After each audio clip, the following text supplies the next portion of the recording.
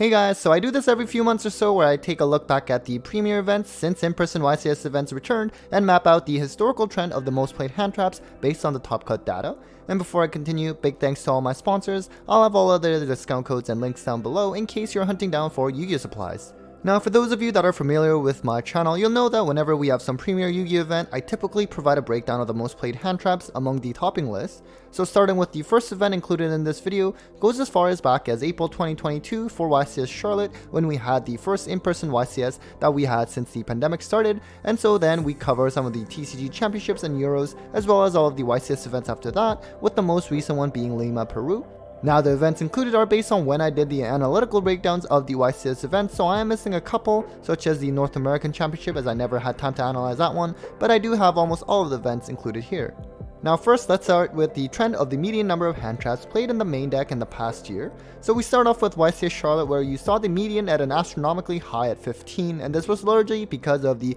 huge popularity of 60 card pile decks, which brought the number of hand traps being played up along with it. Since then, the median number of hand traps in the main hovered around 7 to 9 until it got really low at just 3 for YCS Utrecht. Now if you recall, this is where Runic Sprite was very popular and won the event, piloted by Joshua Schmidt, and the deck did not really play any hand traps, instead relied on its runic spells as well as main deck Lava Golem, which was popular at the time. However, since then, the median number of hand traps has only increased and increased through the events, and this is largely thanks to the release of Bestials and tier limits being so strong that it warranted a high number of Bestials in the main. Not to mention, as a Pasadena, which was post-Magnificent Mavens, this also led to the play of Herald of Orange Light and Kelbeck, which were categorized as hand traps from my breakdowns, so artificially increasing the median number of hand trap count, even though Kelbeck for the most part was not really played as a hand trap as its main purpose. Now, post that ban list where Tier Shizu got knocked out of the format, you see that starting from YCS Las Vegas, the hand trap count has dropped down to around 6 in the main. A lot of people were opting to main board breakers like Book of Eclipse, or even evenly match in some cases,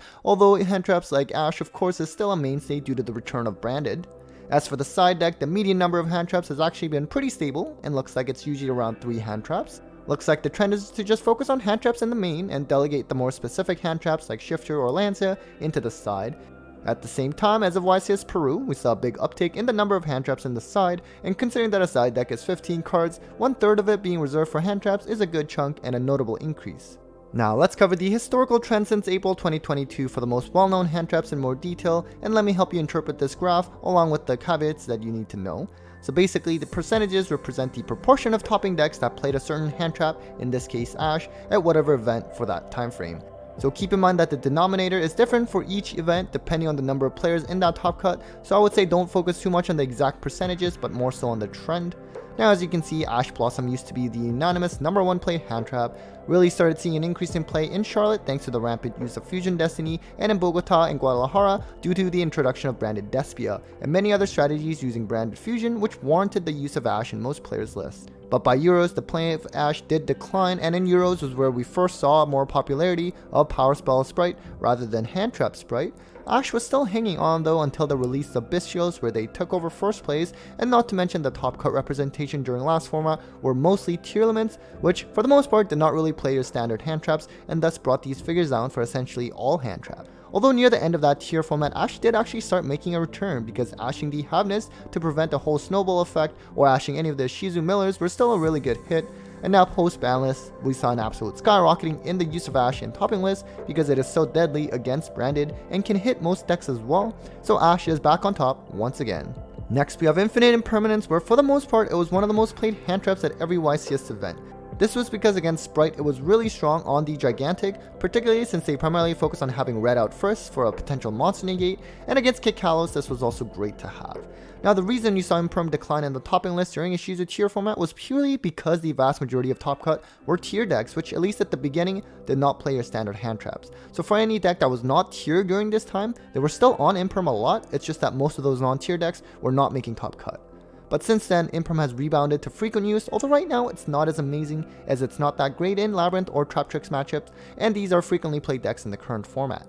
And then we have Nibiru, which has a rather weird looking pattern in terms of its play, but despite the pattern, it was actually consistently one of the most played hand traps in topping lists for a while, even at the initial release of Power of the Elements with Sprite entering the mix, and people assuming that Nibiru would be bad because of Gigantic Sprite's level 2 lock. It actually ended up being a very impactful one because Nibiru plus any other hand trap essentially could wipe the Sprite board before they could set up. Sadly, since YCS Minneapolis, which was after Darkwing Blast, was legal, Nibiru sort of became obsolete because for one, Rukalis was now legal and just stopped Nibiru outright, and even before Magnificent Mavens, Tears were by far the most represented deck in the top cut. But interestingly enough, you see a slow re-emergence of Nibiru, where especially with YCS Vegas, where it was the first premier event for the new format, Nibiru was heavily main decked for Kashtira. In the current time frame, I think the use of Nibiru might decline again, because Kashtira players are often summoning a Rise Heart in 4 summons and passing with some back row. It's not that great against Branded, and against Sprite they are trying to prioritize Gigantic first, but it can still be strong against Rogue matchups at least. Next we have Dimension Shifter, which for the longest time was exclusive to Flunder decks in terms of decks that made top cut, but then you started to see Sprite decks at least siding this card to try to have a chance against Tyrants during last format. While it's a good amount of play last format, now that Kashtira is the best deck, which also banishes everything, you started to see its play decline, and in fact, it is no longer a main deck card anymore. And then we have a hand trap that is notorious for being format dependent, which is Droll. Usually in most formats it's not played too often, although at the South and Central American TCG Championships it was actually the third most played hand trap. With Punk variants, Sword Soul, and Branded Despia being the top decks at the time, Droll was definitely strong, at least against the Punk stuff, and pretty good against other 2 strategies as well, but for the most part, since that format, it plummeted in play and was not utilized as much. Both Tyrants and Sprite were able to play through Droll and set up some pretty nasty boards, and while Droll was in theory good against Flunder, it could potentially be useless if they had Shifter. However, it's been sneaking its way back up in terms of play and can still be a turn ender against certain decks, especially depending on their hand, and is certainly worth a side deck choice even now. Next, a very old card that is historic compared to some of the hand traps that we've covered so far, and that is Effect Failure. It was pretty consistent in its usage earlier part of the last year, especially when Halki Fibrex was still legal, as this provided an easy access code line for decks like Sky Striker and other decks. Since then, like other hand traps, it declined in play during tier format, but now it's popped back up in play and still has utility to this day.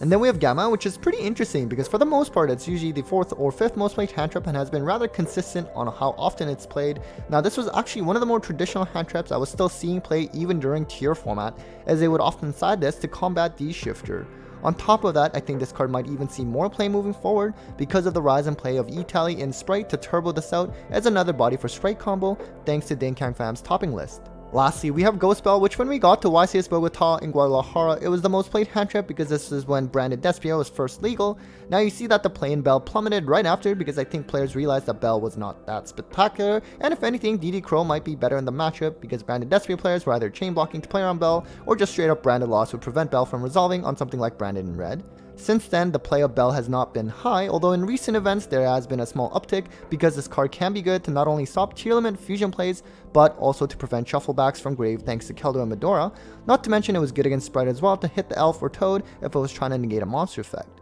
In the current format, it's actually started to see an uptick in play again, and ironically enough, it is now a good choice to have against Branded Despia in order to stop something like Branded Expulsion, where if you let it resolve, you might just auto-lose thanks to Gimmick Puppet Nightmare. Alright guys, so that was it for the historical overview of the most played hand traps in the past year. Hope you found that interesting. As always, a big thanks to my patrons Eileen Dice Queen, Bolt Spider, Cybernetic, Brandon Jaren, Barrelord, Spooky Boogie, Stephen Phillips, Chaz Blanks, and Barbados as always for supporting the channel. You guys are awesome. If you're interested in joining my Patreon, link down below. Take care guys.